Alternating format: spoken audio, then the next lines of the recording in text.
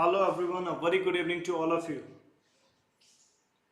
Hello everyone, a very good evening to all of you.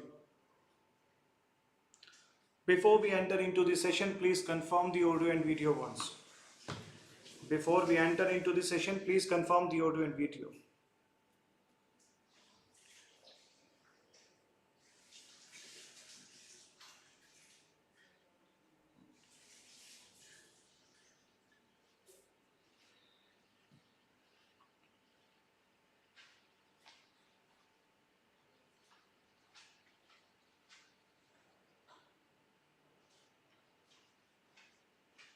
Okay.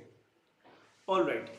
So, hello my dear students. I hope all of you are doing amazing with your preparations and you're also following the GATEvantage series. Yesterday I brought to you the most important topic of the geometric design, and today I'm coming up, as I promised, I'm coming up with the most important topic again, and the topic is of the transportation engineering, which is the pavement design, the design of the pavement, right? So we are again, I can see a plenty of the old students, and I can see a new faces also, right? Those who know about me, I'm Ankur Malik, and those who do not know about me can simply ask the Google and type it on the Google Civil Engineering by Ankur Malik. You will get the desired results, right? All right. So this series and this particular video is dedicated to the GATE examination. Now, talking about the GATE examination, this series is covering the most important topics which are supposed to be asked in the GATE examination. Likewise, this video will be targeting two type of students. One will be, as I always say, the students who are preparing very hard for the GATE examination. So this video will bring a check. This video will question them. This video will ask them how their preparations are going on and what is the level of their preparations. And the students who are standing at the very basic, who have not yet started their preparation, this video will help you to start your preparations, right? So what it means is we will be starting right from the basic, going to the most advanced concepts of the pavement design. And I assure you that you will be learning a lot of new things. You will be learning a lot of new things, and these new things are going to help you in the GATE examination. All right. So as good evening to all of you, my dear students, Robin and everyone. I have already conveyed it to you. Now, please understand now. I am entering into the session, the design of the pavements. Without wasting any further time of you people, I know this is very precious time for you, so I won't be wasting any time. I'll come straight to the point, right? If we consider the transportation engineering in particular, if we consider the transportation engineering in particular,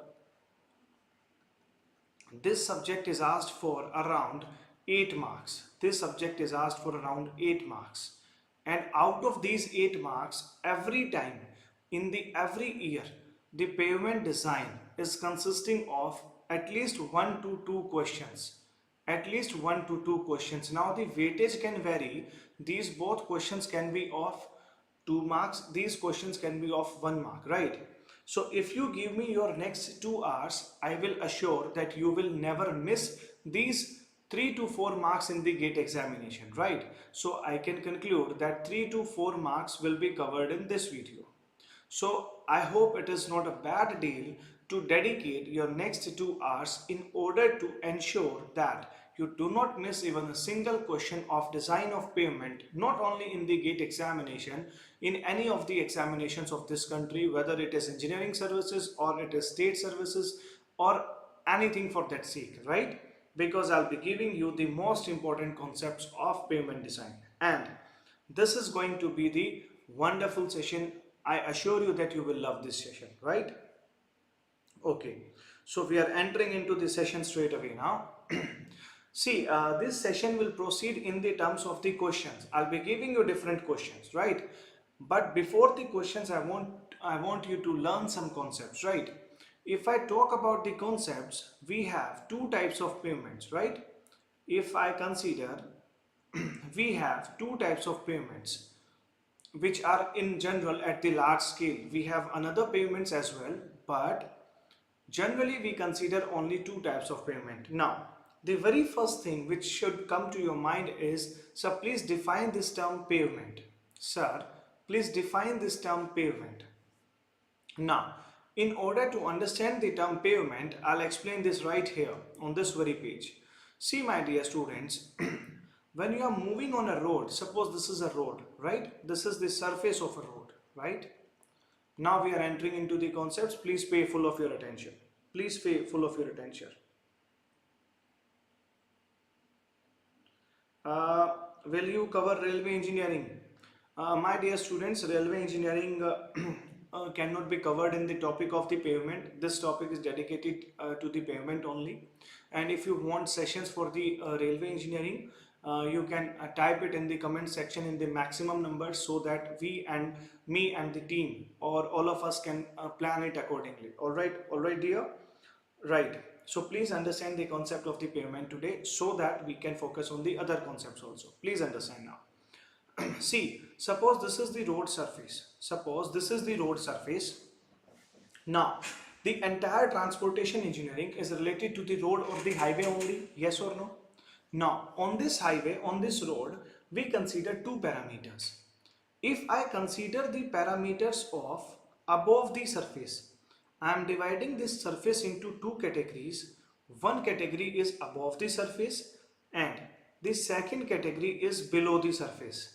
If I consider all the parameters of below the surface, that means the surface of the road has not been attained. I am standing on the soil subgrade, right? So if I consider the parameters below the surface of the road, I'm talking about the road, the black topped surface which you see on the roads, right? If I consider the parameters below the surface of the road, I consider the parameters related to the pavement. All right. And good evening, my dear, good evening. Good evening to all of you. We have already wished each other a lot. We are into the concepts. So without any further disturbances, we are going to discuss the topic so that you can learn maximum, right? Now, all those parameters which are above the surface, suppose this is the surface of the road. This, my hand, is the surface of the road. All the parameters which are below the surface of the road are included in the pavement, and all those parameters which are above the surface are discussed in the geometric design.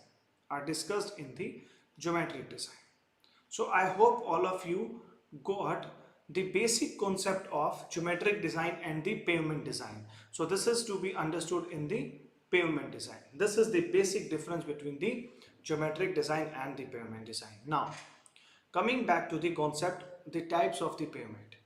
We have two types of the pavement. One is the rigid pavement and second is the flexible pavement. Now, if I consider the differences between the two types of the pavement, there are n number of the differences. But the differences which are most important to us, I'll discuss them only, and then we will consider the design of the pavement. Now, this is nothing but the types of pavement. Right, this is types of pavement. This has to be a different topic. We are considering the design of the pavement in this chapter, but I'll also tell you what is the basic difference, right? Please understand the concept entirely. If I make a rigid pavement, in the rigid pavement, see, I'll consider these boxes and these boxes will explain you everything, right? If I consider a rigid pavement, number one, the very first thing is, both the pavements are to be made over the soil subgrade. This is our mother earth. This is what our soil subgrade. Right?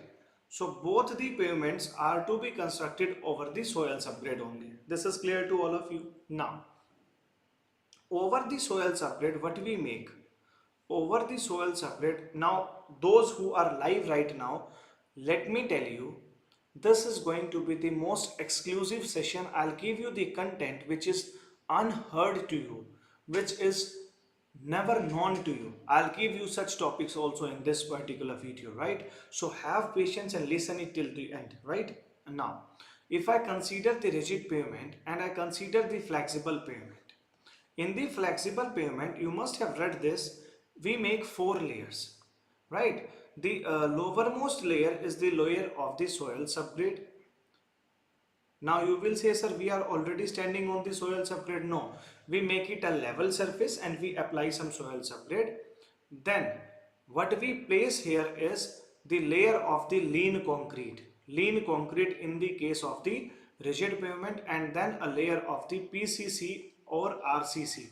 I hope all of you have prepared for the GATE and all of you have appeared in the engineering subjects. So you must be knowing the basic difference between PCC and lean concrete. Lean concrete, I'll still explain if you want me to explain.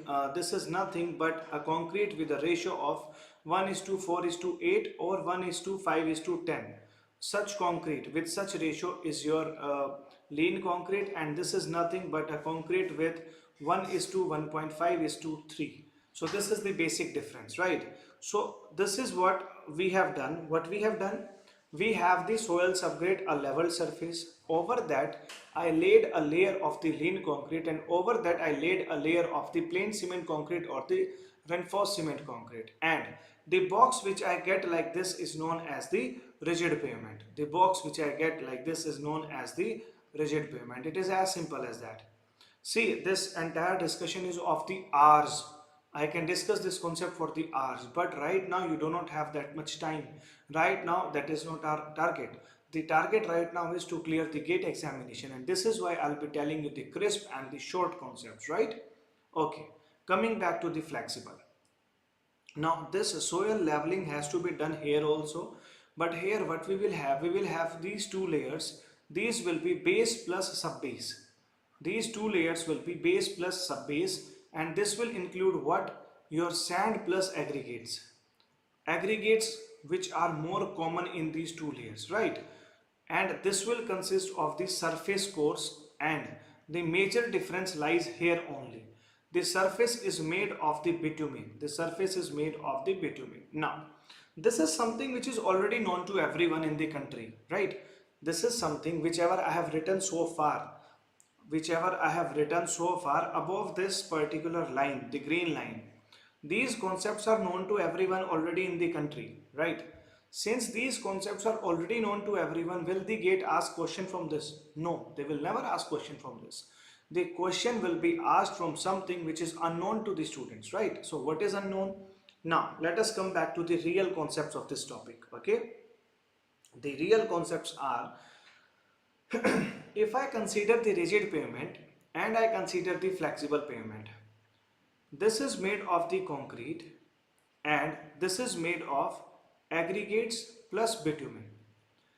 Now, the very first thing, I'll be discussing only those parameters which are related to the design.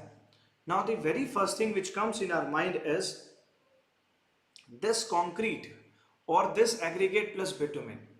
Please tell me which of them is going to have secondary stresses.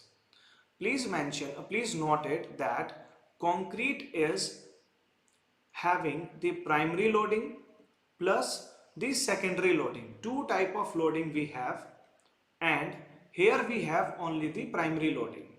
Now the point which is notable here is when a tire will fall, suppose this is our pavement and this tire is coming onto the pavement. When a tire will fall onto the pavement, it will lead to the primary loading or the direct load of the tire, right? So this is common in both the types of pavement. But if I consider the secondary stresses, they are coming due to temperature. Now what are the secondary loading or the secondary stresses? See, primary loading is which is coming directly onto the surface of the pavement. Secondary loading is which is not coming directly onto the surface. It is coming due to the environmental conditions. Suppose I'm working out. Suppose I'm working out with the heavy dumbbells. Please try to understand this concept. I'm working out with the heavy dumbbells. There is a direct loading on my hand due to these dumbbells, right? But apart from the dumbbells, also the environmental conditions are becoming like this, that I am getting more sweat. So that sweat relating parameters are the secondary stresses, right? Same is the case here. Due to the temperature, the pavement will have a tendency to rise in the temperature, and this rise in the temperature will lead to the internal stresses. See, whenever there is a rise in the temperature, anything will either try to expand or it will try to contract. In both the cases, the pavement is trying to change the dimensions, and wherever there are the changes, wherever we have the changes, we will have the resistance, and wherever we will have the resistance, we will have the stresses. We will have the stresses. But since in the aggregate or the bituminous pavement, the aggregates are spaced away from each other. Unlike the concrete, in the concrete, all the aggregates are closely packed with the cement as the binding material, but here they are spaced away from each other. And since they are spaced away from each other, what will happen here? Here the stresses are released. The stresses are released because you must be knowing that if there is spacing between the two aggregates, the stresses will be released. If the stresses are released, that means there are no secondary stresses. Here no secondary stresses, and here major secondary stresses. So is this concept of secondary stresses clear to everyone who is live? Is this concept of secondary stresses clear to everyone who is live? Then I will ask you a question. Then I will ask you a question, right? Then I will ask you a question.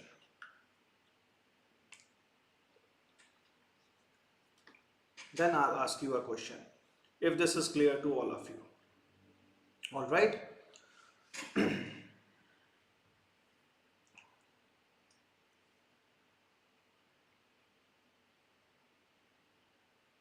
Okay. So my dear students are saying, sir, these topics are clear to us. Please proceed. Okay. Now, tell me something. Tell me something. If I am making a road, this is a road which has to be made from here to here. I have to make this road, right? I have to make this road from this place to this place. Now this road has to be made with one, we can make it with the concrete, second we can make it with the aggregates. Now if I'm making it with the help of concrete, now if I'm making it with the help of the concrete has to be made in the form of the slabs. Concrete is made in the form of the slabs. You must be knowing it, right? We make different slabs, and these slabs are coming together in order to form a pavement, in order to form a road, right? So these different slabs are coming together in order to form a road. Okay. Now, since these pavements are, or these particular cement concrete slabs, these are what? Cement concrete slabs. Now these concrete slabs will have two type of tendencies. One tendency is when the wheel load is coming onto this. Please understand, this is the master concept. If you understand this, you will be able to answer all the questions. If you fail to understand this, you will not be able to answer any questions. If there is application of a wheel load, what will happen? This is known as the primary loading, right? But this will also have a tendency to expand. This will also have a tendency to expand. Why? In the summers, this will have a tendency to expand. Similarly, this slab will also have a tendency to expand. Similarly, this slab will also have a tendency to expand, and this will also have a tendency to expand. Now, since please try to understand now. Since we are considering the expansion of the cement concrete slab,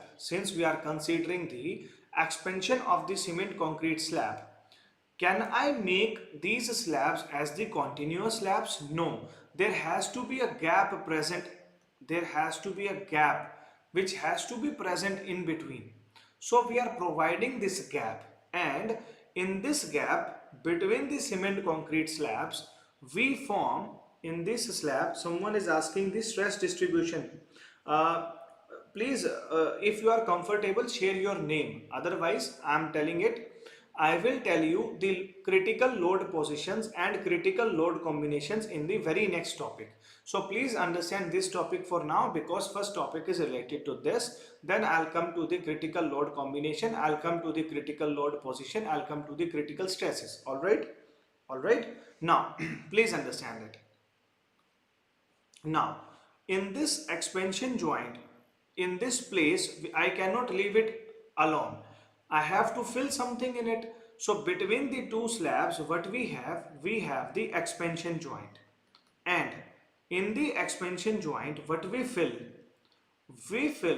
a material known as the mastic pad, known as the mastic pad.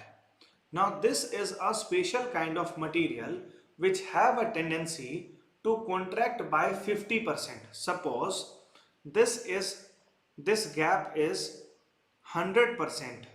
This mastic pad allows the expansion up to 50%, right? And this is what we want. 50% this slab is going to expand, 50% this slab is going to expand. Okay, Faz. Okay, Faz. I'll cover your topic also. Now, considering this 50% expansion from the both sides, we use a specific material known as the mastic pads. And these mastic pads are having a tendency to allow the expansion up to 50%. Now, this material contracts in itself. It will contract and it will allow the expansion of the slab, and hence performing the function of the expansion joint. Likewise, this place is also not left alone. This place is also filled and this is not left alone, right? This concept must be clear to you now, that we are allowing some gap in between, right? Now, if this gap is suppose delta, if this gap is suppose delta, what will be the points of consideration here? We know that if I have to consider some delta which is due to the thermal expansion, the formula comes out to be L alpha delta T, where delta T is the change in temperature, alpha is the coefficient of thermal expansion, and L is the length of the slab. Now, how much expansion we have to allow? We have to allow the delta by 2 expansion. We have to allow the delta by 2 expansion. So this formula will become, for delta by 2, we will have L alpha delta T. What we will have? We will have L alpha delta T. Now, I hope this concept is clear to everyone. Now, I am coming to the concept which is not known. This must be known to you already. This much concept must be known to you already. Now, I am coming to a concept which is a bit unknown to everyone, right? What we do, we are not relying on this mastic pad only. What happens when the wheel is coming here? When the wheel is coming here, it will take this concrete slab in the downward direction. It will take this concrete slab in the downward direction. If this slab is going in the downward direction, what will happen? There is huge difference. There is huge difference between the top level of this and the bottom level of this. There is huge difference between the top level of this and bottom level of this. Let us consider this difference is nothing but some small l. Some small l. Now, in order to eliminate this difference, what we do? We provide a special type of arrangement known as the dowel bars. We provide a special type of arrangement known as the dowel bars. Now, I am giving you one new concept here, dowel bars. What are the dowel bars? Dowel bars are nothing but the bars which are provided here. The bars which are provided here in order to allow the going down of this by 50%. What will happen if there is presence of dowel bars? This particular portion will not go alone. This particular portion, let me use the highlighter to make you understand. This particular portion will not go alone. This will take this portion also along with it in the downward direction. Now, if both the pavements or both the slabs are going in the downward direction, what will happen? This slab, instead of going complete L, it will go by some L by 2 and it will also come by some L by 2. And likewise, the difference between the elevation of these two slabs is reduced with the help of the dowel bars. Now, which was going down by L, it is going down by L by 2 now.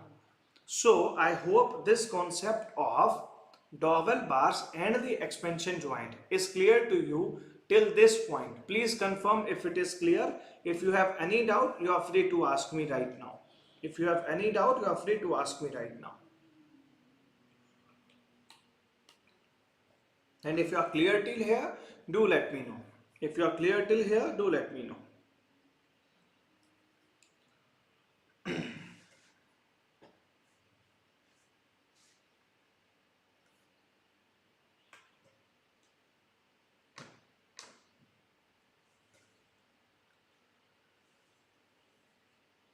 If it is clear, then also do let me know, right? Then I will give you one more concept.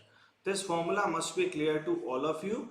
This formula is nothing but delta by 2 will be equal to L alpha delta T.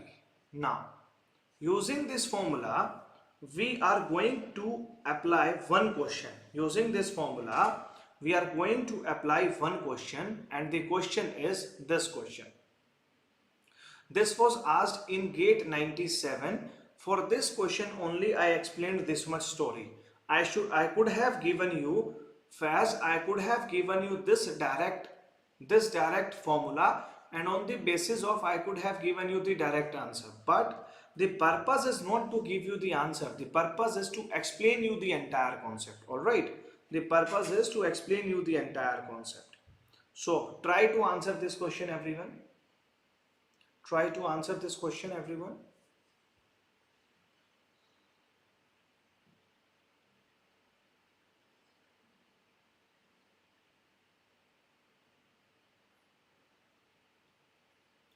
Now what it is going to be, this question is going to be, if you you already have, see, the width of the expansion joint gap is this is the width of the joint gap, right? We considered gap as this.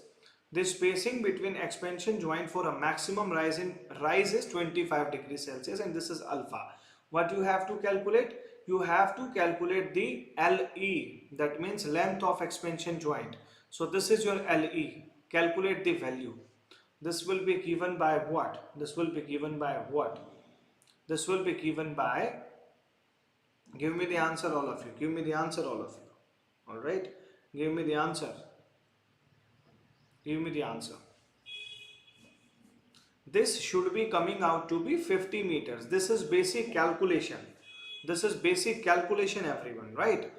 This is basic calculation. Put the values, get the answer, right?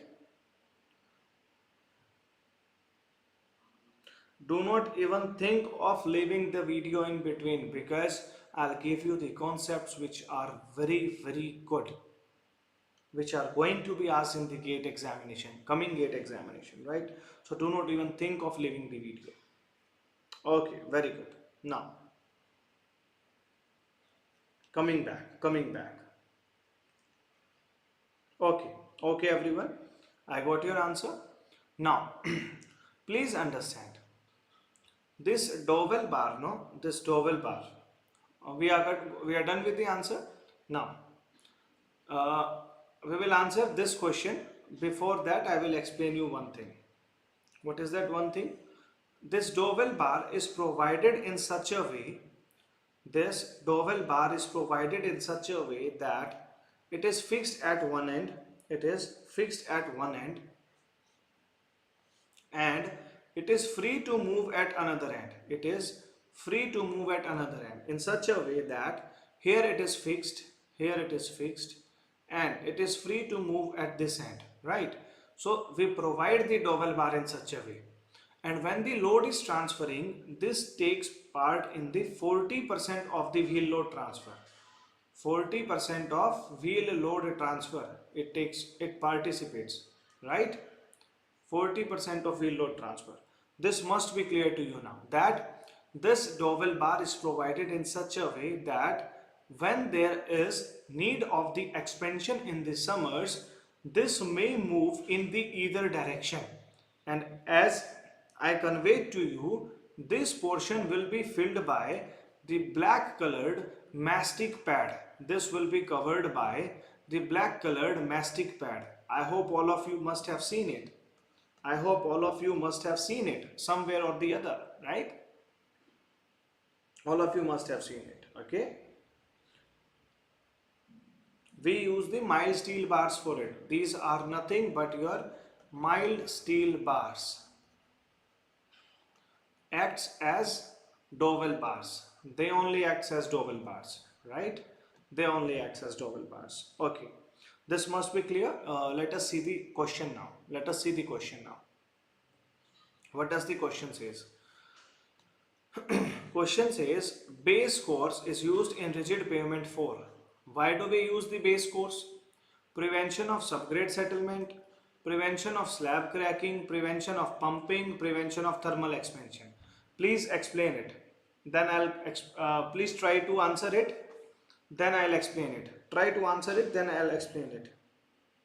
Faz, I will repeat the mastic concept. Answer it first. Answer it first. I'll repeat the question, that mastic concept, but before that answer this.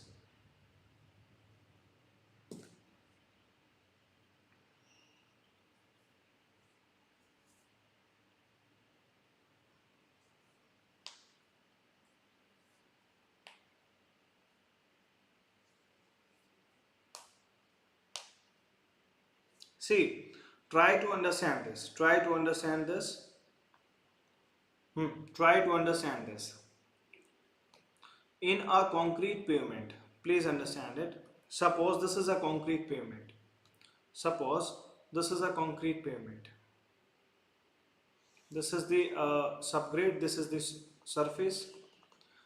Over this, we place one layer, one slab of the lean concrete as the base course, and over this we provide one layer of the main PCC or RCC, PCC or RCC, and this is what? Lean concrete. Now, this lean concrete is performing no function in the load transfer.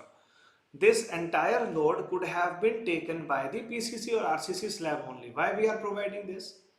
If there was no lean concrete underneath it or below it, there would have been the mud pumping onto the surface. There would have been the mud pumping onto the surface. In order to avoid the mud pumping on the surface, we provide the base course of the lean concrete. We provide the lean concrete because anything at the bottom should not be reflected on the top. So this lean concrete seals everything and it does not allow any damage to the PCC or the RCC slab. Is this concept clear? Is this concept clear? Then I will explain the mastic again if this is clear. See, all of you are preparing for GATE examination and you are not applying the questions. My dear students, please understand it. There can be no examination, which can be cleared without applying the previous year questions. If you really want to clear the examination, please apply the previous year questions, alright? Okay. Now, what is a mastic pad? Everyone, please understand. Please understand. When I'm considering this particular slab, what I'm expecting from it, I'm expecting that this slab is designed in such a way that it can go up to 50% on both sides. It can go up to 50% on the both sides, then only it will make 50% or 100%, 50 plus 50. Now, can I leave this space empty? Can I leave this space empty? See, there has to be this gap. This gap has to be present due to the expansion. But can I leave this space empty? No. I have to fill some material here, right? I have to fill some material.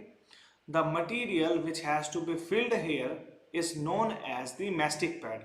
Why this material only? Because this has a special property of allowing 50% expansion. So this is why we use this material. I hope it is clear to you now. Faz, shall we proceed to the next question now? Shall we proceed to the next question now?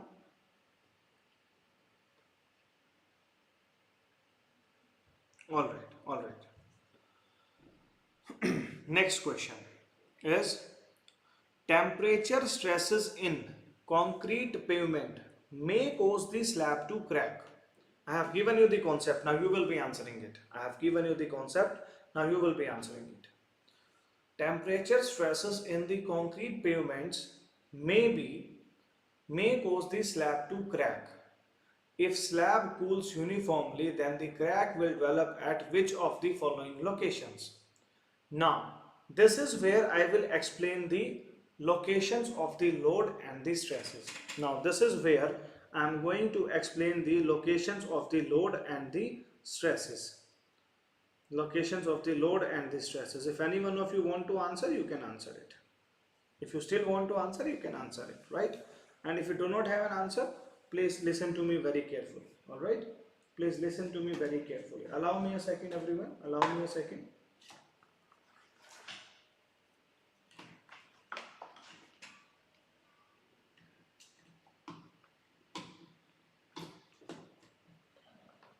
All right.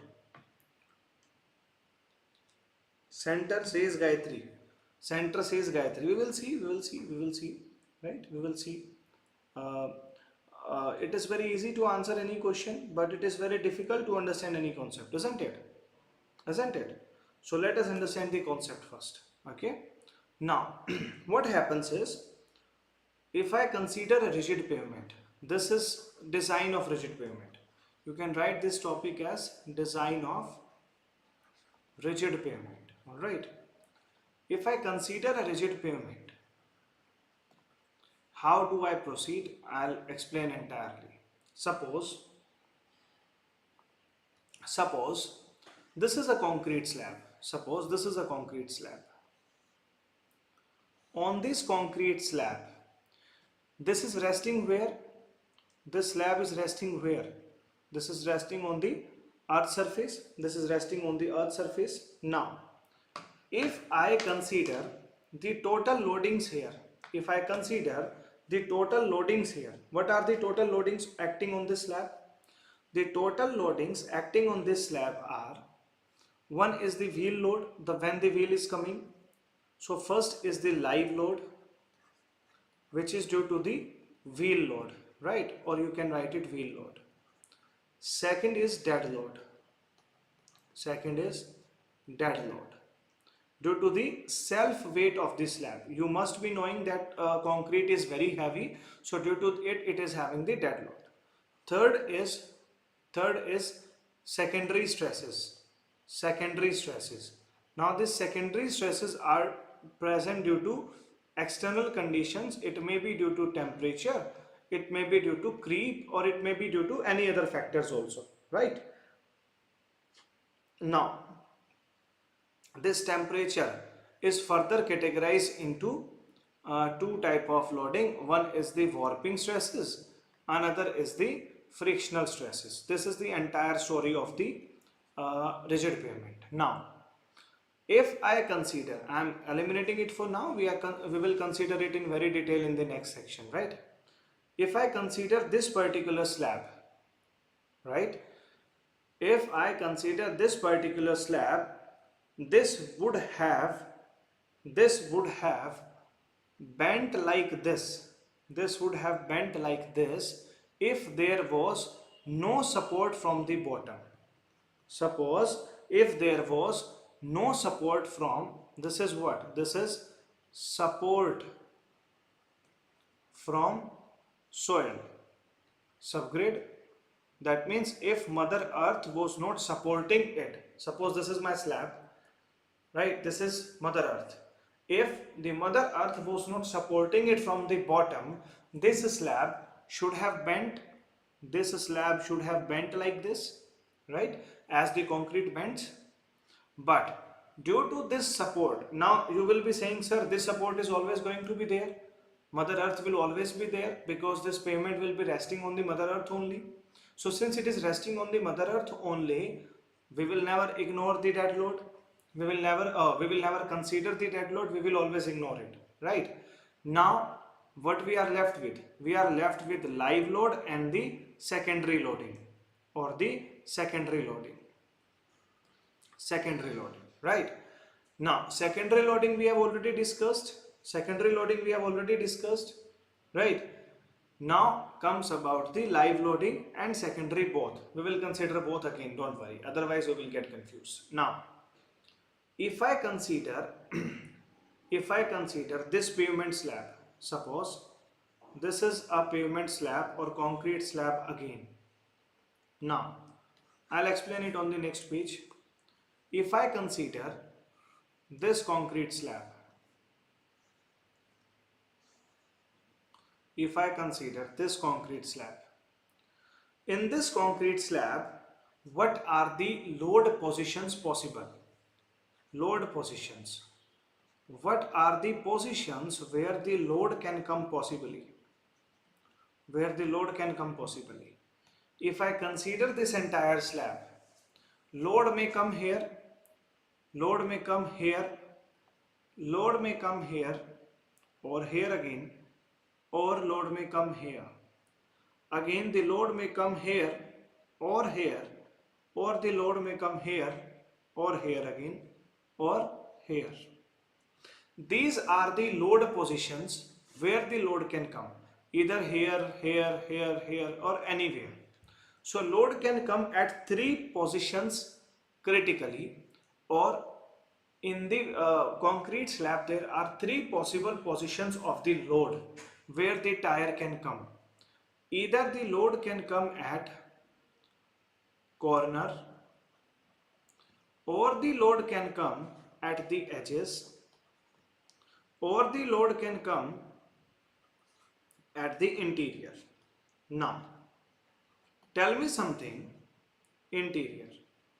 Tell me something, among these three positions, which seems the safest position to you? Among these three positions, which seems the safest position to you?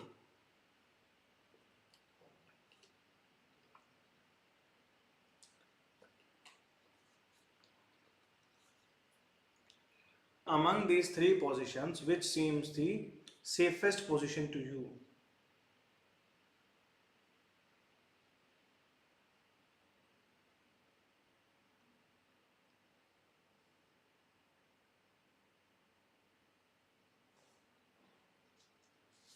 Tell me. What seems the safest position to you here in this particular question?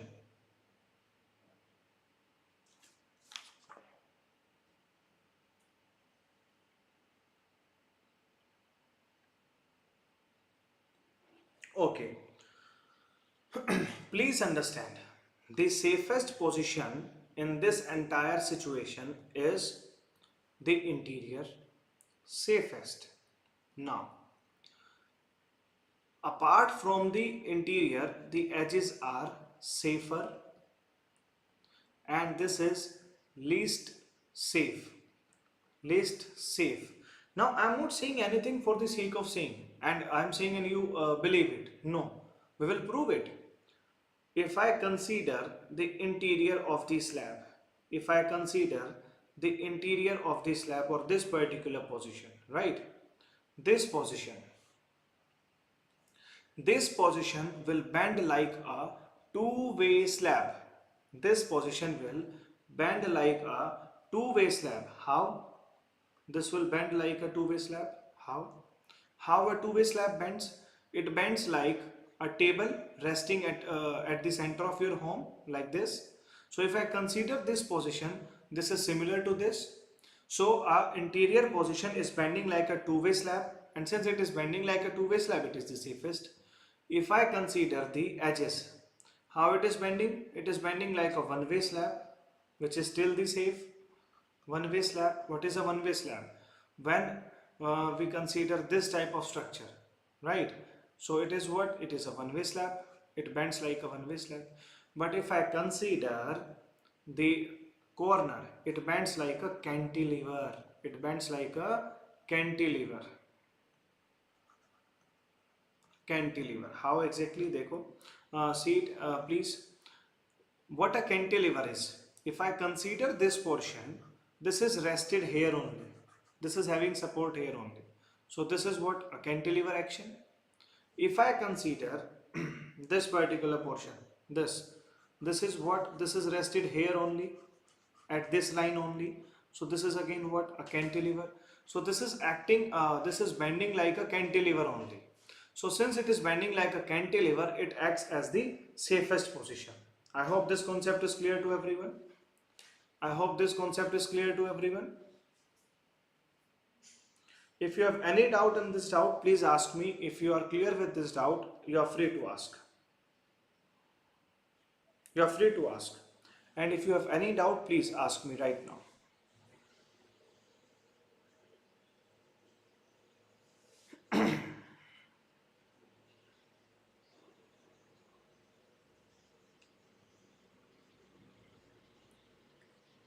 Gayatri, one which you answered as center, you will change your answer on your own, right? Once I'll give you the entire concept, no, you will change your answer on own.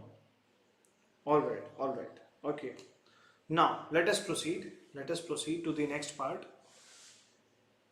In this pavement, if I consider, see there are two type of stresses. Let me draw a line. Or I'll explain it on the next pages only. There are two types of stresses due to temperature. One is the warping stresses. One is the warping stresses, and second is the frictional stresses. Second is the frictional stresses.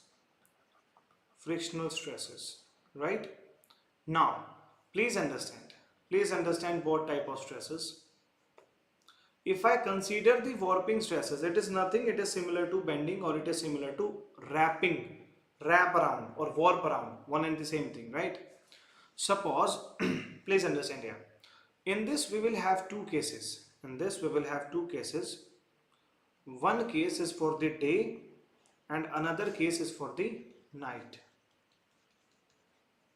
One case is for the day, another case is for the night. I'll explain you both the cases, right? Have patience for the next 10 to 15 minutes. See, Gayatri and everyone, I should have answered this question simply. Like this is the answer and I should have moved on. But I'm explaining this for you people. But for that you need to have enough patience. Then only you will be able to understand, right? Now, what happens here? Please understand. Here what we will have that warping in the day. In the day we have a bright sun. In the day what we have? A bright sun. And suppose this is our pavement. Suppose this is our pavement. Suppose this is our pavement. If this is our pavement, what will happen in the day? Please understand, if you are feeling hot in a day, suppose you are feeling hot in a day, what you will do? You will try to open up your arms, you will try to expand, you will try to open up, you will try to remove your clothes if possible. And in the night what will you do? You will try to cover yourself more and more and you will be contracting like this, right? You will not try to expand, you will not try to open up, you will try to contract, you will try to fold in, right? And in the day, in the noon, what you will try to do, in the winter, in the summers, you will try to open up, right? So same is the case here, my dear students. When it is day, what will happen? It will try to expand like this. It will try to warp like this. It will try to warp like this, right? And when it is warping like this, please understand. And what will happen in the night? See that also. Then I will consider both the cases all together. In the night, you must have seen this picture many times. Nothing new in this. But I'll give you something new after 2-3 minutes. In the night, what will happen? In the night, it will be moon. It will be moon which will be coming in the sky, like with the stars, right? with the stars. So what will happen? This will try to contract or will try to cover up like this, like this. Now, please understand the concept. Please understand the concept now. What will happen? When it is like this. Now comes the concept. Please understand. Now comes the concept. If it is doing like this, when the tire is coming, when the tire is coming, this is the tire, wheel, this is the wheel load. This wheel load will first try to harm the edges, but will not be able to harm. Why? Because these edges are supported by the edges of the another pavement or another slab which is starting from here. So these edges are what? These are supported. These are what? Supported here. So edges are safe. Edges are safe. This is what? This is corner. Sorry. This is what? This is corner. So this corner is what? Safe. In the day, corner is safe. Safe. Why it is safe? Because it is supported. Corner is what? It is safe because it is supported. This must be clear to you. What will happen now? When the wheel is coming, this wheel will come directly onto this slab, and when it is coming, the most exposed portion is what? The most exposed portion is edges. The most exposed portion is what? Edges. So whenever there will be wheel load coming, there will be cracks here. There will be cracks here. Here you will have the cracks. Here you will have the cracks. Right? So corner is safe. I will write it here. Corner is safe. Interior is safe. Interior is safe. Why? Always safe. What will happen here? Edges are critical. Edges are in danger. My dear students, edges are in danger. Now, see, there are n number of concepts related to warping, but I am considering only the concept which is related to the question, right? Only the locations. So, if I consider this particular part, what will happen? This is warping like this. Now, these edges, before the wheel come on the edges, it will come to the corner. So here what I will write? Here I will write corner is critical. Corner is critical because it is not supported by anyone, and the wheel will first come onto this. Wheel will first come onto this. Phase, tension, compression, I have not used these words. Please understand, I am explaining it with respect to wheel load. This is where you make the mistake, everyone. I am explaining it with respect to wheel load. I will also consider the expansion and contraction, tension, compression, all those things I will consider. But first we are considering the wheel load, right? Please understand it. Okay. Now, after this, what we have? Corner is critical. We got it. Edges are safe. And interior is always safe. So if someone asks you that in the night which position is critical? Corner is critical. In the day, due to rise in temperature, which position is critical? It is edges are critical. Now let us see the question. Let us see back the question. Where is the question? This is the question. Temperature stresses in concrete pavements may cause the slab to crack. If slab cools uniformly,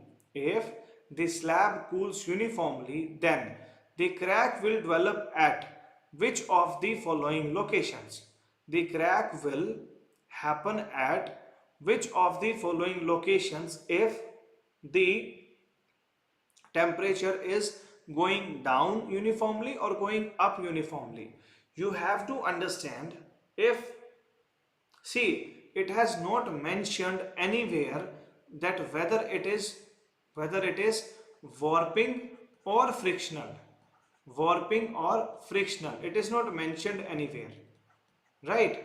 Okay, let me explain the frictional stresses also, then we will come back to this question, because we have discussed the warping stresses, we have not discussed the frictional stresses, right? Let us go back to the concept. Please see it, frictional stresses. This is very easy, this will not take much time, this is very easy, right? I'll write it here only, on the one side only. If I consider the summer, if I consider the summer, in the case of the summer, there are two cases. One is the summer, another is the winter. Now, in the case of the summer, what will happen? This is the slab. This is the slab. This slab will try to expand. Will try to expand in this direction. In this direction. So this is what your forces direction. Phase. Very good, very good, Faz. Now see it. Now see it very carefully. The compression and tension thing also I'm telling you with respect to the frictional stresses, not with respect to the warping, right? Now, this is frictional stresses in the summer. In the summer, due to the absorption of heat, it will try to expand.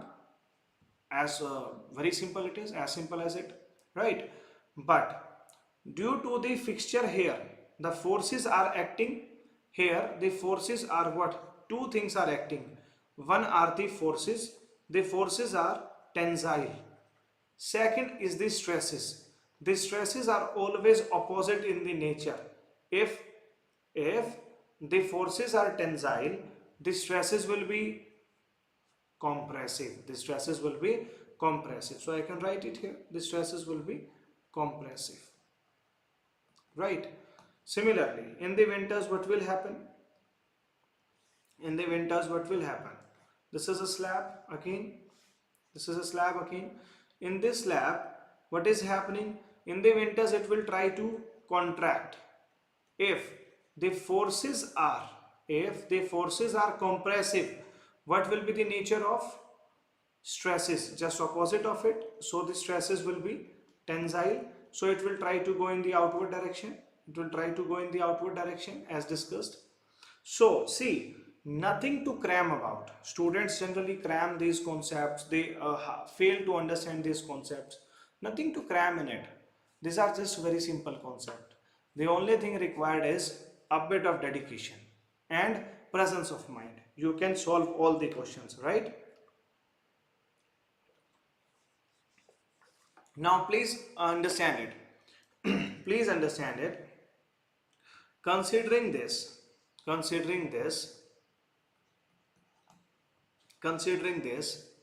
frictional plus warping, we always have critical load combinations.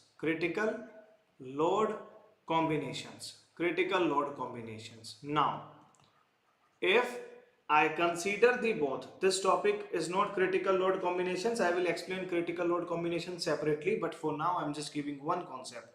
If I consider both the concepts together, or temperature changes, if I consider the temperature changes, the most liable location in the slab is the edges, because as I said, corners are supported by the another slabs.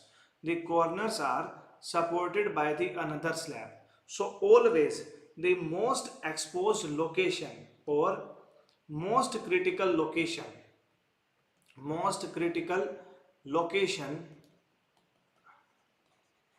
is edges. I have explained you the everything now. Now you are going to tell me this answer. Please tell me this answer. Please tell me this answer.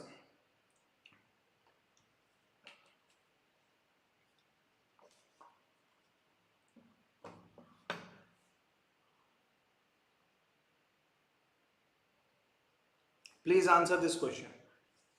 Everyone.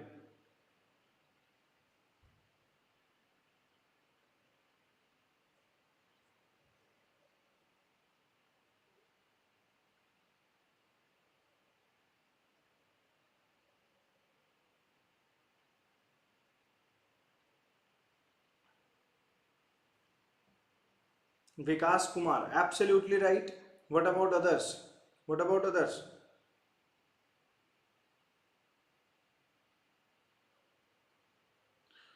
Uh, very good.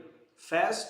This is why I have taken this question because this is generally very misleading for the students. Please understand. There are two concepts here. Temperature stresses are considering the warping and frictional both. If it was the cooling, please understand. If it was the cooling only due to warping, if it was the cooling only due to warping, then it would have been what? Then it would have been what? It would have been corners. If it was cooling or if it was heating due to warping, it would have been edges as we discussed. But if we consider the combined effect of warping and frictional, the most exposed area is what? Your edges. This is what we have discussed so far, and this is going to be the right answer. This is going to be the right answer as given by the notes. Alright everyone, are you clear with it? We are considering the combined effect of the temperature. Alright everyone, shall we proceed to the next question? ठीक है, very good, very good. Beta, you will clear all your doubts. Do not worry. Just keep following, keep listening to the end of the session. Right now, next part. Now, please try to answer this question. Please try to answer this question. In the context of flexible pavement design, this question is related to the flexible pavement design, right? The ratio of contact pressure to the tire pressure is called the rigidity factor or the RF. This factor is less than unity when tire pressure is what? Try to answer this. Try to answer this.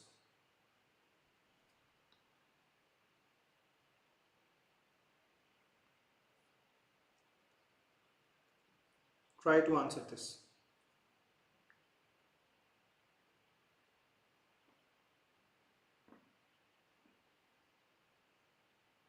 Now we will be coming to the most important topic after this. After this we will be coming to the most important topic. This is very easy, right?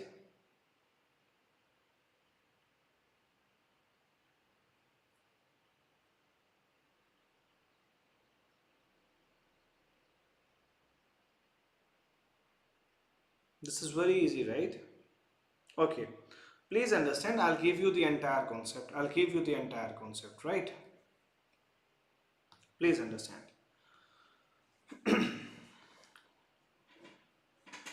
Now, please understand. I'll give you the entire concept. There are two things. One is the tire pressure or known as the TP. Second is the contact pressure. The contact pressure or the CP. Now this TP is what? Simply the pressure inside tire.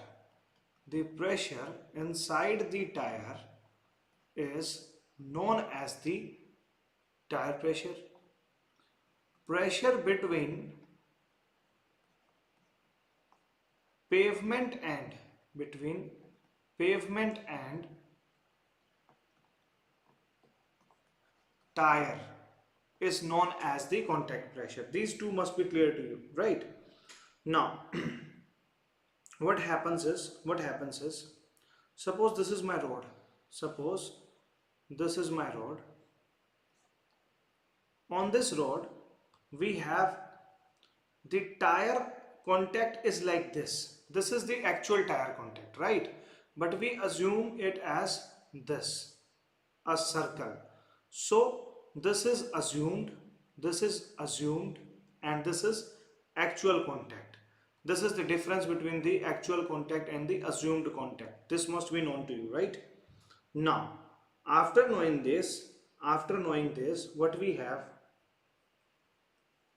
This contact pressure, I am also giving the formula for this. Formula for this is Cp is given as load on tire upon contact area. Now which contact area we are going to consider? We are going to consider the circular area. We are going to consider the circular area, not this elliptical area, right? So if I'm going to consider the circular area, it will be what? Load on the tire P upon pi a square, and this is given as the contact pressure. Clear with it? Now next concept which comes here is RF, or the rigidity factor. RF, or the rigidity factor, it is given as the ratio of Cp upon Tp. The ratio of Cp upon Tp. Now tell me something which is something which can be changed very easily. Which is something which can be changed very easily. See, we always consider contact pressure as constant equal to 7 kg per centimeter square. Now, units you have to consider, right? Units you have to consider. If Cp is 7 kg per centimeter square always, alright, this is IRC, recommendation of IRC, right? If Tp is equal to 7, RF is what? I'll give all the three cases here. If Tp is 7 kg per centimeter square, RF is what? 1. If Tp is greater than 7 kg per centimeter square, RF will be what? If Tp is greater than 7 kg per centimeter square, RF will be less than 1. If it is Tp is less than 7 kg per centimeter square, RF is going to be greater than 1. Now, this is the basic concept. Now, also,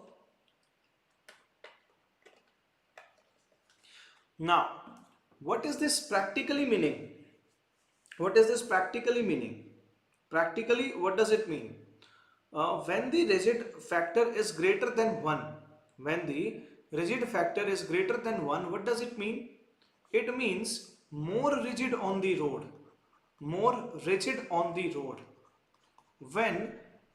When the tire is more rigid on the road, please consider it practically. When you are moving on the road and your tire is more rigid on the road, what will happen? What will happen in this case?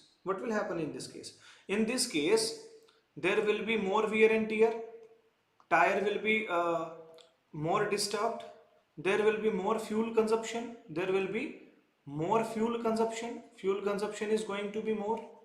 So likewise, if the tire is more rigid on the road, it will be causing more wear and tear, it will be causing more fuel consumption, right? That means it is more hard on the road. If I consider the simple terms, though rigid and hard are polar apart, but just to make you understand, I am saying you this simple word, right?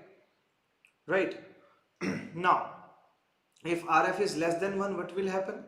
If RF is less than 1, wear and tear is going to be less. If it is less than 1, fuel consumption will be less.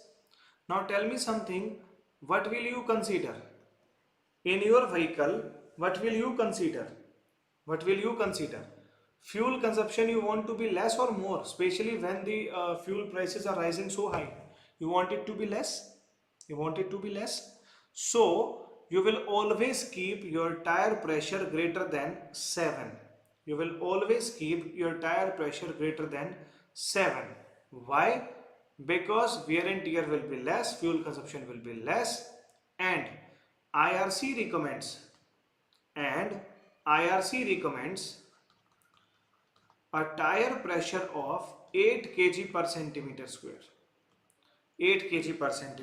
Now, this is the entire story of tire pressure and the contact pressure. No question is going to be out of this. If you are clear with this story, please say yes. And if you have any doubt, please ask. And then we will be coming back to the question. and then we will be coming back to the question.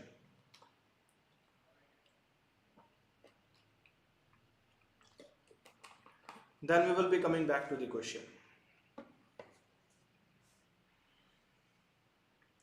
Because skid is not easy term. It is a very difficult term. Skid, overturning, these are entirely different concepts. Right? How skid happens, how overturning happens, how toppling happens, how these three are different from each other. Right? This is how you are trapped in the interviews, my dear students. He asks you a question. To answer that question, because you are not knowing the exact answer of the question, what you do? You answer it very smartly by using some very complicated terms, by using different terms which are complicated. And the next question he asks you is from the word which you have just said. Like Vikas said, skid. This is not only for Vikas. Do not take it personally. It is for everyone. It is for everyone.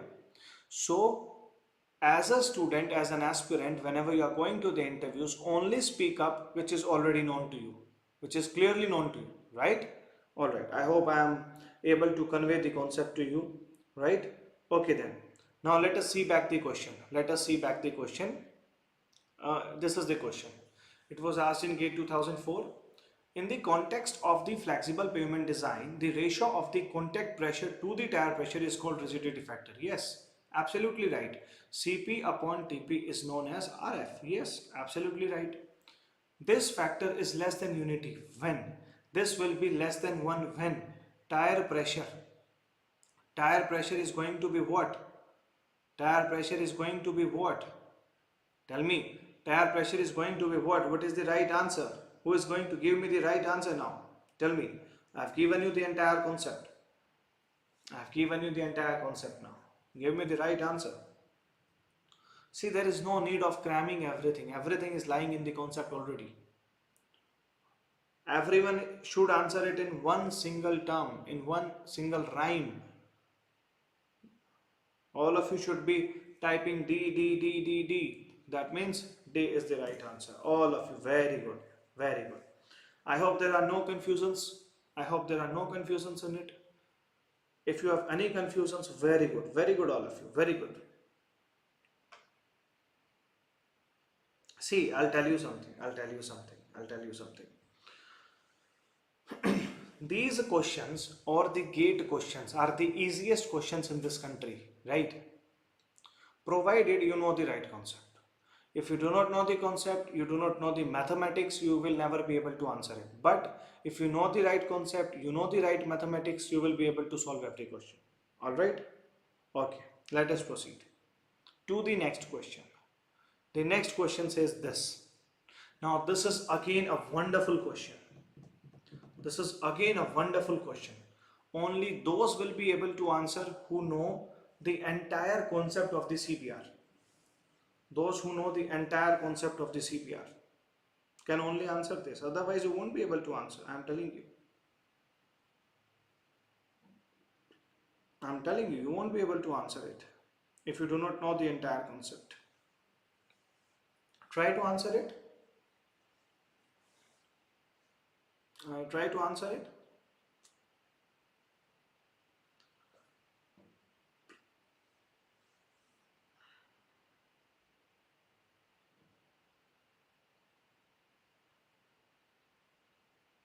No? Shall I give you the concept? Shall I give you the concept? Alright, let us move to the concept. Let us move to the concept. See, the concept is very easy but needs discussion.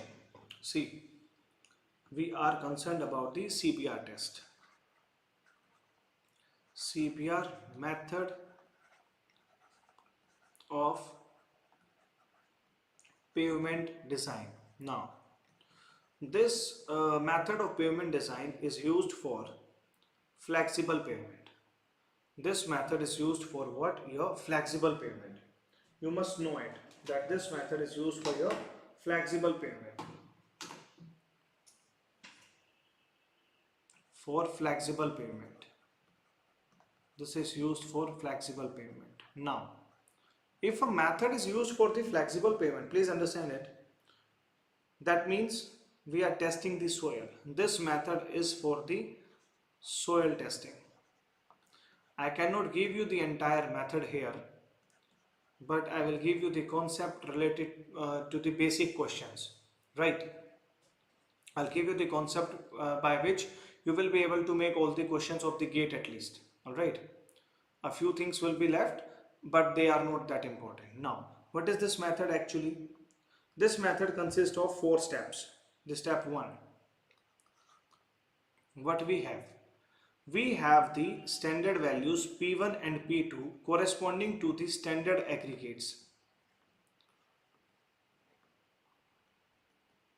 Now, if I take these standard aggregates and I perform the CBR test on them, the penetration value 2.5 mm is caused by a loading of 1370 and the loading of 2055 proves the penetration of 5.00 mm.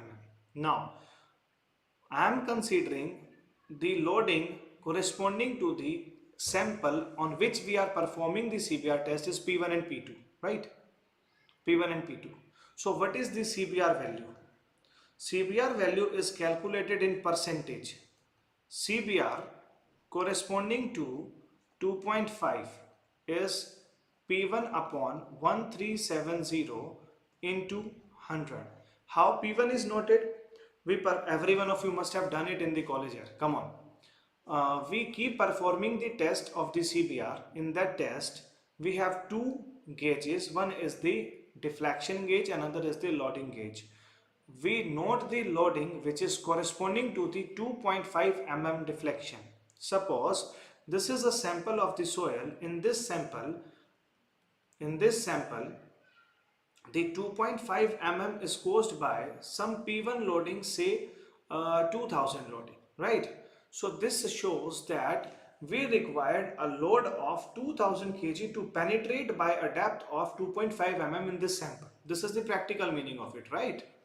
So we have got the CBR 2.5, we have got the CBR 5.0. This is the basic test which all of you must have performed. This is going to be P2 upon 2055 into 100. Now, out of these two, what we choose? We choose the maximum value out of these two, maximum of 2. But generally what we have, generally value corresponding to 2.5 is higher and we consider that. Alright, I am repeating it twice, please understand. Generally value corresponding to 2.5 mm is higher and we consider that. But if the value corresponding to 5 mm is found to be higher, we repeat the test. And if in the second attempt also value corresponding to 5 mm is found to be higher, we consider it. And if in the second attempt the value corresponding to 2.5 mm comes higher, we consider that. I will repeat it again. In the test process, I calculate the values of the CBR corresponding to 2.5 and 5. If the value corresponding to 2.5 mm is coming higher, we will assume it, we will consider it. But if in the 1% of the cases value corresponding to the 5 mm is coming higher, we will repeat the test. And in the second attempt also, if value corresponding to 5 mm is coming higher, we will assume that. But in the second attempt, generally value corresponding to 2.5 mm comes to be higher and we assume that. I have repeated it twice. Even if you fail to understand, you can see in the recordings in the multiple times, right? Now we have got a CBR value. On the basis of this CBR value, we decide the thickness of the slab or thickness of pavement which is required. How? See, CBR value is giving you the strength of the soil, right? That how much force is required, how much load is required to penetrate by a depth of 2.5 mm. So we have the strength of the soil. If we have the strength, we can calculate the thickness required. Alright, now please understand it. Now what we have, the graph of the CBR from where the question is asked. In the graph of the CBR, what happens? The graph is found in such a way, the graph is made in such a way that this graph is showing the convexity. This graph shows the convexity. I explained the convexity yesterday also. Now this is what a convex graph. This is what a convexity graph. This is convexity or a convex graph.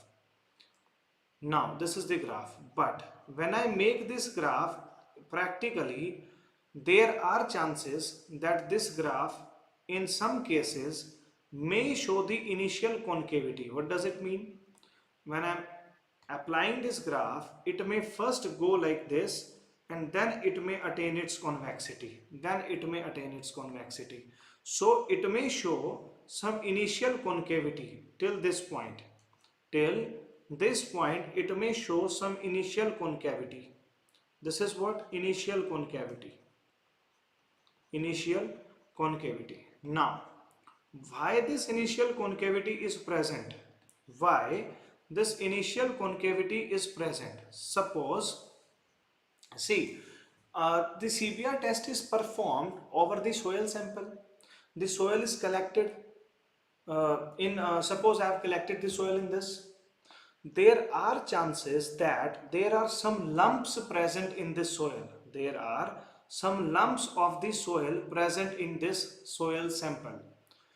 If the compaction has not been done properly, if there are lumps present into it, as soon as the load will be applied, these lumps will break suddenly, and due to this sudden failure, this initial concavity is formed in the graph. I am repeating, due to the sudden breaking of the lumps which are present in this sample, there is initial concavity in this sample, and this initial concavity is due to the lumps or false settlement, or this can also be known as the false settlement. So I hope this story is clear to everyone. Please confirm me in the chat section if this entire story is clear to you, and if you have any doubt, please ask me. If you have any doubt, please ask me right now.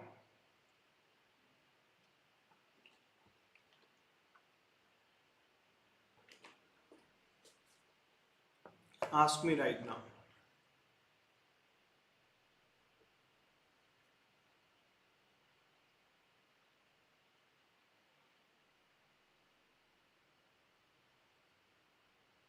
Okay, Paranraj is also here. Nice to see you. All right, all right. So, so let us come back to the question now. Let us come back to the question now. What does the question say? The question says initial concavity in the load penetration curve. This is what? This is the load penetration curve only. This should be a convex shaped graph. This should be a convex shaped graph, but this may show initial concavity at times. Why this is shown? Curve of a CBR test is not due to. It is asking about not due to. So please find the reasons which may be the reasons for the initial concavity. Which may be the reasons for the initial concavity. Now you have to find the reason which is not responsible for the initial concavity. Try to answer it. Try to answer it. Everyone, try to answer it. Try to answer it. Everyone, try to answer it.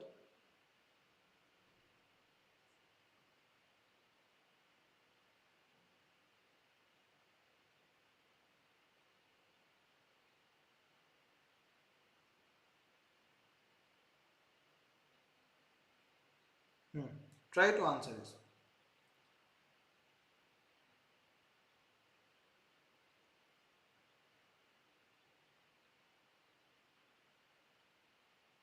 Very good, Vikas Kumar. See, I'll explain all the question, all the options to you. Now, see, this may generally happen with you. Even after knowing the entire concept, you may feel. Even after knowing the entire concept, you may feel. This will happen generally to you.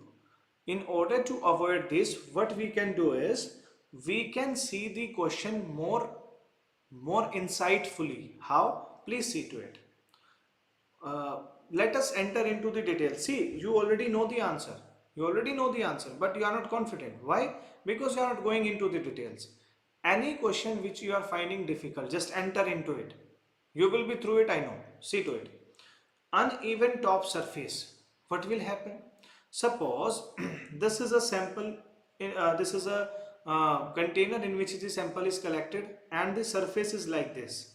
If the surface is like this, now if the penetration is applied, if the penetration is applied, will this penetration be uniform? Will this penetration be uniform? Tell me, will this penetration be uniform? No, obviously not. Since the penetration is not uniform, will there be a sudden fall? Will there be a sudden settlement? Sudden settlement. You just focus on the keywords which sir has given you. Sir has given you these keywords now. So focus on them only, right? So, how the sudden settlement can occur? Suppose this penetration needle is here. As soon as it will reach here, it will go for the sudden settlement. If it is going the sudden settlement, it will show the initial concavity. It will show the initial concavity. So, this is the reason. Yes, yes, I am writing yes for this because this will lead to the concavity, right? This will lead to the concavity. Now, high impact at the start of loading. High impact at the start of the loading. Sir, I am not able to discuss it, sir, because I am not able to understand it, right? No issues. Let us leave it for now. Let us leave it for now. Let us discuss another parts. Inclined penetration plunger. Now this is the penetration plunger. Suppose this is applied like this. Surface is even now. If this is applied like this, inclined, what will happen? A point will come that it will again not lead to uniform. It will also not lead to uniform settlement. It will lead to the sudden settlement. So non-uniform and sudden settlement will be there. So it will also say yes. In the case of the soft top layer of the soft soil, what will happen? As soon as the load will be applied, it will also lead to the sudden settlement by the expulsion of water. By the expulsion of water. So this is the only option left where we have a no. Because why? At the high impact, when there is high impact initially, what will happen? If there was, please understand, when we are compacting something, why we are compacting? We are compacting to avoid any kind of fall settlement. So if we provide a high impact in the beginning only, what will happen? This high impact will eliminate all the chances of the sudden settlement of the soil, and it will give you a true convex graph. It will give you a true convex graph by eliminating all the possibilities of the sudden settlement or the non-uniform settlement. Is it clear to all of you? Is it clear to all of you, everyone? Is it clear to all of you?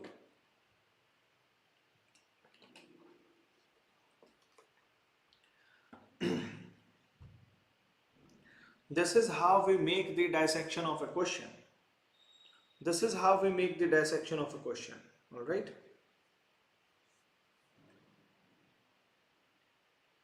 Let us proceed to the next question. Let us proceed to the next question now. What does the next question says? Next question, next concept is going to be very useful. The main concept, right? Now, this is the main concept. This was asked in GATE 2020. This is the most important topic here. This is the most important topic. And the topic name is modified CBR method. Modified CBR method. This is the most important topic. Try this question and then I'll explain the concept. Try this question. This was asked in 2020. Right? Try this question and then I'll answer it.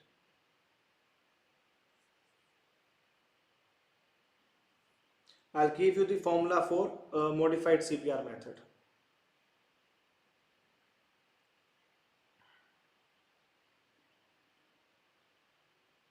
This is a wonderful concept. I personally like this concept a lot. I personally like this concept a lot. Alright, let us enter into the concept.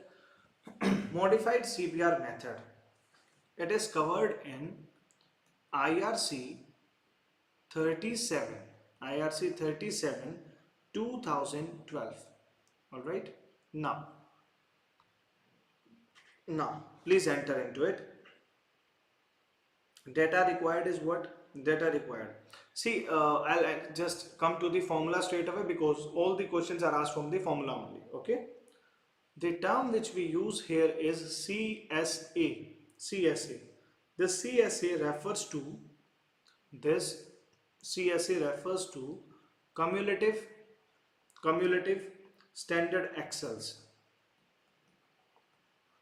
Cumulative standard accels.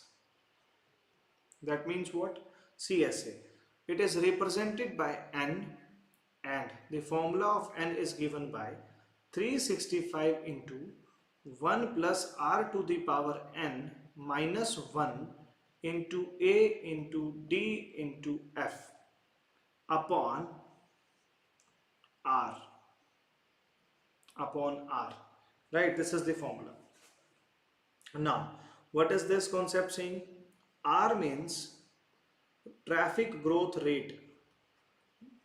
Let me tell you, majority of the questions in the gate are asked from this topic only.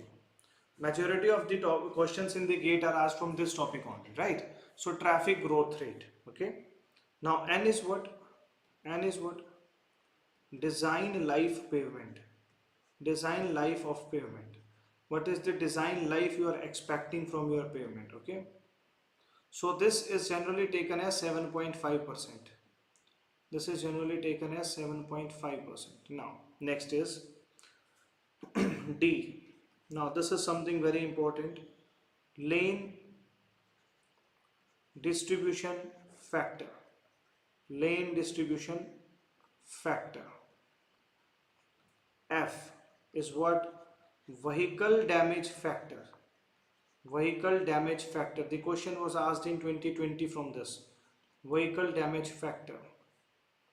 A is your initial traffic or anticipated traffic. Anticipated traffic. Traffic in CV per day. In CV per day. Commercial vehicles per day.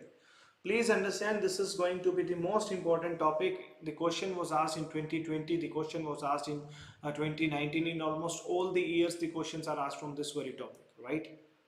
So I'm trying to give you the crisp of this topic. Also 1 into 10 raised to power 6 cumulative standard accels is equal to 1 million standard accels, MSA. MSA refers to million standard accels. Million standard accels, right? Now, now this is the most important concept I'm telling you again and again, okay? Now,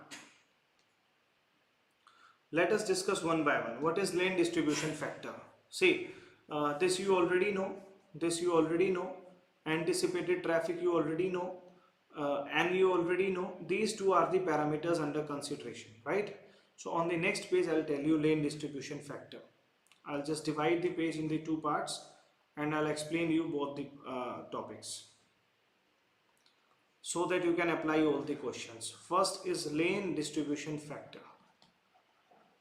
Lane distribution factor. Now, what is this lane distribution factor? Please understand. This lane distribution factor is nothing but this is the calculation of traffic on the critical lane. Traffic on critical lane. What does it mean? Please see to it. See, there is no way of explaining it. There is no way of understanding it. This is something given by the IRC. So we have to deal with the numbers. Now, numbers are to be understood with the help of the concept. See to it. I'll explain it. See to it. Now, this is dependent on two parameters. One is the type of traffic and second is what? Nothing but your number of lanes. Okay. So, or I'll directly mention LDF. All right. LDF. Now, please understand. First case, if it is a single lane road, if it is a single lane road and the traffic is one way or two way. It is a single lane road. What will happen? What will happen in a single lane road? This is the road. This is the road. The total width is used for the going and coming, and the total width is 3.75. For this the LDF is 1. For this the LDF is 1. In the second case, it is a two-lane single carriageway. Two-lane single carriageway. Single carriageway. What will happen here? It is a two-lane road, right? It is a two-lane road. So one lane will be used for going and one will be used for coming. So this will be divided into two lanes. This will be divided into two lanes. So it will be 3.5 each. So that means the LDF will become 0.5 since the traffic is distributed into two particular lanes. So it is known as the lane distribution factor, right? See, you have to understand all the cases just to get it, right? Third is four-lane single carriageway. Now, four-lane single carriageway. If the traffic was divided into two lanes, it became 0.5. If the traffic is distributed into four lanes, what it will become? What it will become? These are your four-lane single carriageway. It will become 0.4. It will become 0.4, right? So this is how it happens, and I'll give you the values now. If it is a dual two-lane carriageway, if it is dual two-lane carriageway, see, in 99% cases he is going to mention what is LDF. If it is not given, you will use it from this table which I am giving you. This is going to be 0.75. All right. Next case is, it is a dual three-lane, four-lane carriageway. It is a dual two-lane, three-lane divided carriageway. Dual three-lane or four-lane carriageway.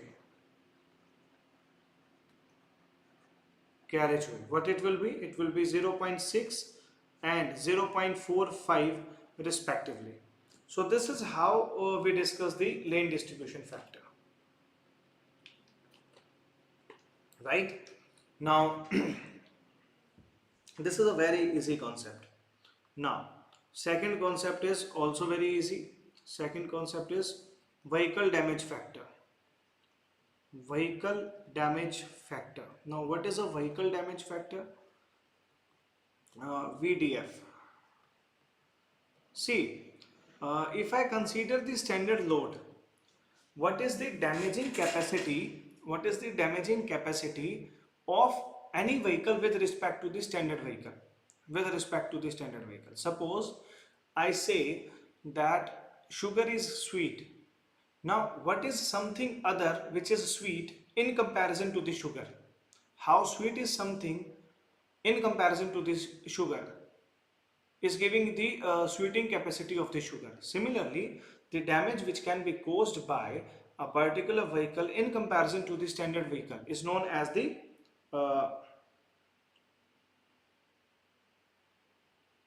Abhishek Bhattacharya. Abhishek, let me finish these 2 points, LDF and VDF. Then I'll also give you the formula for anticipated traffic. All right. It is nothing. It is very easy. A is equal to P into 1 plus R to the power N. All right. So P is nothing but previously known traffic. Previously known traffic. I'll give you immediately. Don't worry. This is previously known traffic. Please understand. Now, if it has to be calculated or you have to put it directly, it will depend on the question. Suppose in the question the value is given to you directly, bache, then you will put the value directly. If he has given you P, then you can, because R and N are already given to you, so you can calculate also, right? Got the clarity over it, Abhishek? Got the clarity? Okay. Now, let us come back to this. Vehicle damage factor. Now, what is this vehicle damage factor? I told you it is the damaging capacity with respect to a standard vehicle. Now, this is given by a parameter known as equivalency factor. Equivalency factor. Huh.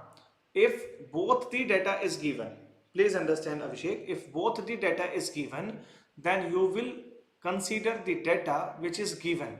You will not go for the calculations, because if something, sometimes question is asking you to consider white as black and black as white, you have to consider that white is black and black is white. Why? Because that is the condition of the question. We cannot challenge the condition of the question, right? If we have to challenge, it will be after the GATE examination. Officially we can challenge it, but in general we consider whatever is given in the question. All right, Abhishek, I hope I was able to clear your doubt, bache. Okay, now coming back to this, equivalency factor or EF is given by actual axle load,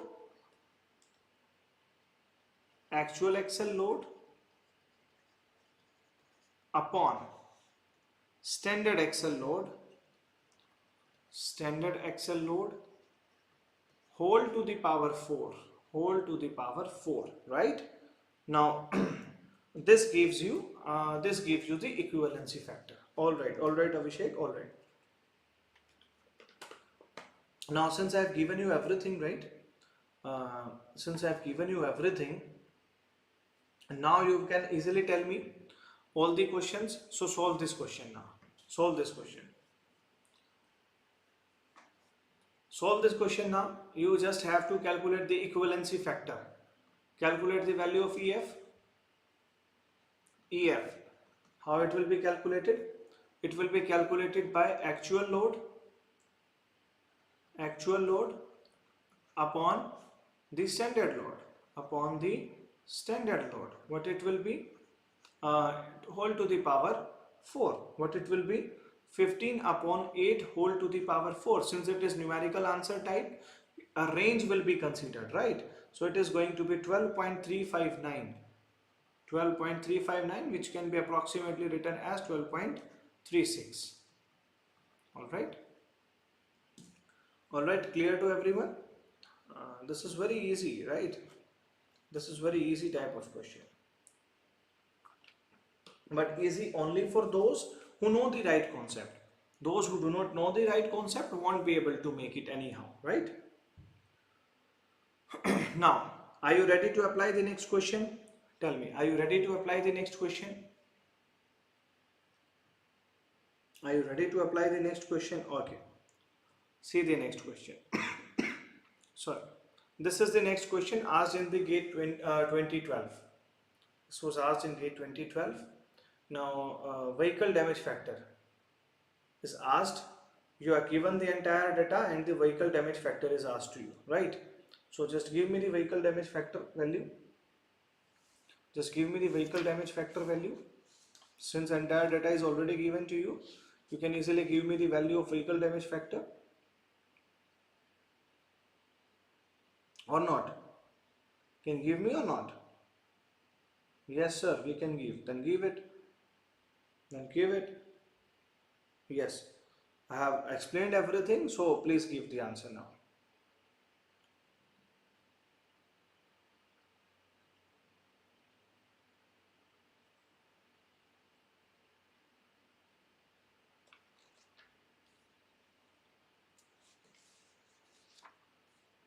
Answer it now. I'll give you 2 minutes to answer it, then I'll start solving it. It is very easy. It is very easy. It is very easy. Yes, absolutely right. Rinzin, absolutely right. Since Rinzin has already given me answer, I'll start solving it now. As soon as I'll get the first answer, I'll start solving it, because I don't want to waste time of anyone. The question has given n is equal to, we have to calculate n. The formula for n is 365 into 1 plus r to the power n, right? Minus 1 into ADF upon r. I hope this is what we have written in the master formula also. Okay, same we have written, no mistakes. Okay, so now put the values. 365 I'll solve it. 365 into 1 plus R is given as, what is the value of R given? 0.08. The design life is considered as 15 years minus 1 upon, again, it is what? 0.08 into 4500 into 4500 into F. Also N is given as what? N is given as 100 into 10 raised to power 6. So you have to calculate the value of F from here. The value of F is coming out to be 2.24. Now see which answer is this? This is your B. Is the question clear to everyone? See, if you know the right concept, let me tell you, if you know the right concept, no question of the GATE examination is going to take more than 60 seconds. At max, the numerical question may take 60 seconds or 1 minute, right? No question will take more than 60 seconds. All right? Balaji ke. Hello, bache. Hello, hello, hello, hello, hello. I know plenty of the old students are coming. I know many of the new students are coming. Bache, this is the high time you start preparing for the GATE examination with full of your efforts. Because see, very less time is left here. Very less time. All right? Okay. Now let us proceed to the next question. This is a live quiz. See, I have given you all the concepts. Alright, I have given you all the concepts. Now you will be solving it. Now you will be solving all the questions. Alright, solve it. This is the first question. Since I have given you already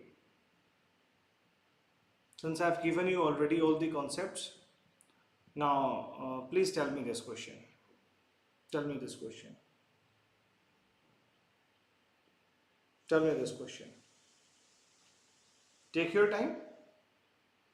Take your time and tell me. And tell me. Take your time.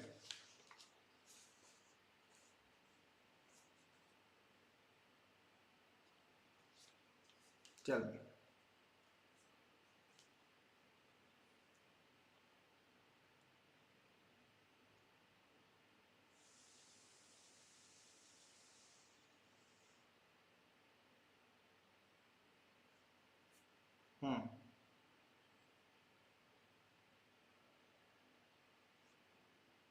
Anyone with the answer? Anyone with the answer? See, I know you must be having a problem in the joints second statement. You must be having the problem in the joints statement, right?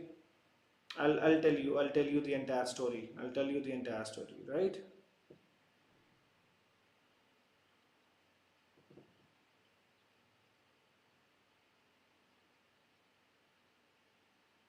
One true, two false. Abhishek, no, bache. No. Rinzin, see the entire video. You will get to know how do we connect the two pavements, right? See the entire video. I have explained it entirely. I have explained entirely, right? Now see the situation. See the question now. Let us consider the first statement. The first statement says, warping stresses in cement concrete pavements are caused by the seasonal variation. No. Seasonal variation causes the frictional stresses. Seasonal variation means summer, winter. Daily variation means day and night. So warping stresses are caused by daily variations, not by the seasonal variation, right? I have explained this concept entirely, all right? I have explained this concept entirely, okay? So this is false. This is false. So wherever you are seeing one is true, that cannot be the right answer. That cannot be the right answer. So one is false. One is false. So one is false. So either it is B or it is D. Now 50-50 lifeline has been already used. Now see the next question. Tie bars are generally provided. I'll give you the entire diagram. See, if this is a slab, if Rinzin, see how the two pavements are connected. If this is a pavement slab, right? This is another slab starting. This is another slab starting. This is another slab starting. And this is another slab starting. Now, here what we do, I already told you that These joints are nothing but your expansion joints. These joints are nothing but your expansion joints. Now these expansion joints are filled with some special type of material which was given a special name known as the mastic pad. Which was given a special name known as the mastic pad.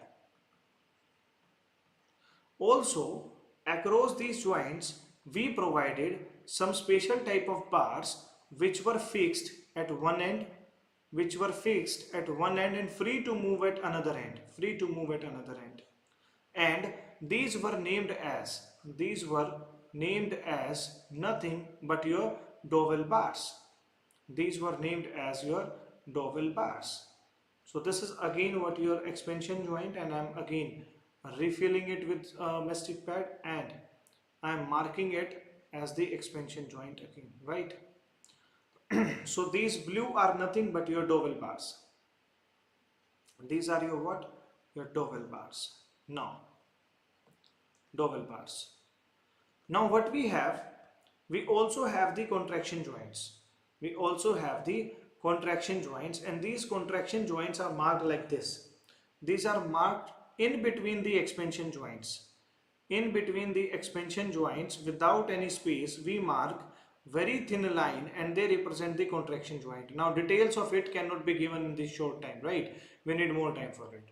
So I'm just showing you the diagram for now, right? So this is your what? Contraction joint. Now this is what this direction is only the one type of direction. Now what happens? There is one another direction which is covered, and that direction is this direction.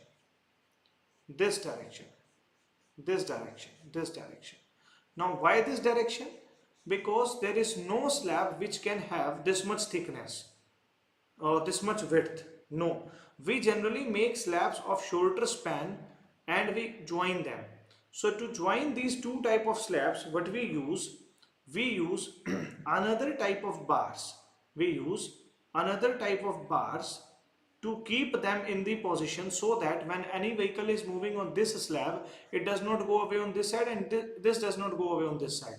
So we keep these bars here, and these bars which are provided along this direction are known as the tie bars. These are nothing but your tie bars.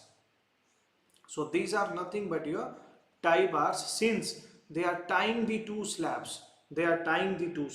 Right? Now this joint in the maroon color, this joint which I am filling right now, this joint is your what? Longitudinal joint.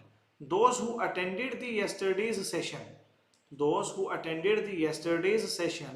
know the difference between the longitudinal direction and the transverse direction. Longitudinal joint. These joints, expansion joint and contraction joints, are what? These are your transverse joints, because they are provided in the transverse direction. Now what is a transverse direction? Any direction which is along the traffic flow. Traffic is flowing either in this direction or in this direction, is known as the longitudinal direction, and direction which is perpendicular to the longitudinal is known as the transverse direction. We already discussed it in the yesterday's lecture, and those who have not seen, please go and see that, right? So this joint is known as, this big joint is known as the longitudinal joint, and the bars which are joining the longitudinal joint are the which bars? Are the tie bars. The bars which are joining the longitudinal joints are the bars, tie bars. Now please see this. Tie bars are generally present provided across transverse joints. Are the tie bars present across the transverse joints? No, they are provided across longitudinal joints. So this is also wrong. What is your right option? D is your right option, in which it is mentioned that 1 is also false and 2 is also false. Is this clear to everyone? This entire story? Is this entire story clear to everyone?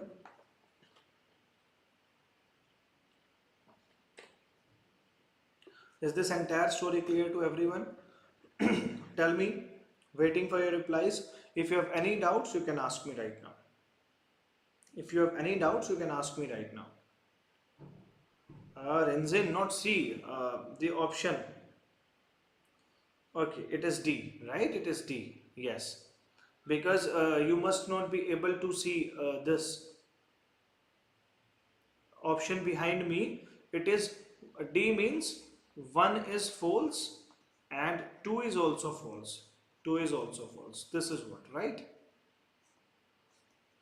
Excellent explanation, sir. Thank you. Okay, beta. If you loved this, then my efforts are, I'm more than happy with my efforts then, right? Okay.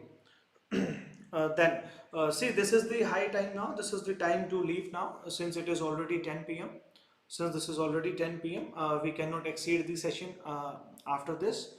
All right. So I'll be coming up with more such sessions. I'll be coming up with more such sessions only if you like this video and you mention the same in the comment section, sir. Yes, we like this video. Then me and team will plan more such videos. But if you're not liking it, then no use of it, right? So share it with your friends, obviously, and if you liked it, then do let us know.